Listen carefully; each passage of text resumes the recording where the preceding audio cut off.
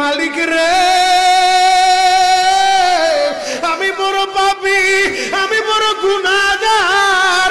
ও দয়ার আল্লাহ, আমি 10 বছর তোমার গোলামি করি নাই, আমি 20 বছর গোলামি করি নাই।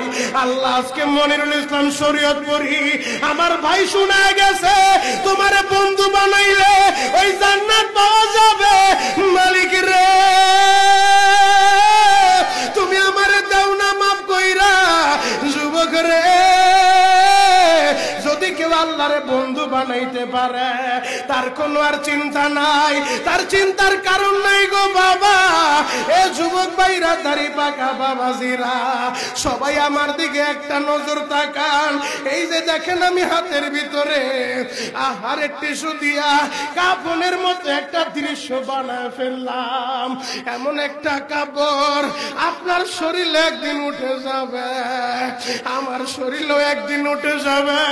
ও চেয়ারম্যান ভাইরা, ও মেম্বার ভাইরা, ও নেতা ভাইরা, ও আলেম ভাইরা, এখন কাঁদতে বলছি, শুধু কাঁদবা।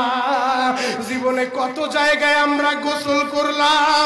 আহারে, কক্সবাজার ঘুরতে যাইয়া সমুদ্রের ভিতরে গোসল করলা, কুয়াকাটায় ঘুরতে যাইয়া সমুদ্রে গোসল করলা। এই যে মাদ্রাসার পুকুরটা ভরাট করছে মসজিদের জন্য, বিশাল বড় ময়দান এখন হয়ে গেছে। এই পুকুরের ভিতরে কত মানুষ গোসল করছে, আবার পিছনে একটা বিরাট পুকুর হয়ে গেছে, ওই পুকুরে কত মানুষ গোসল করবে। ও সোনামুখীর বাবা গো, তোমার বাড়িতে নিজের টিউবওয়েলে কতদিন তুমি গোসল করছো?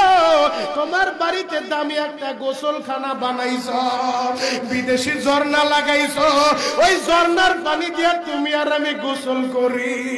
এমন একটা দিন তোমারও আসবে, এমন একটা দিন আমারও আসবে।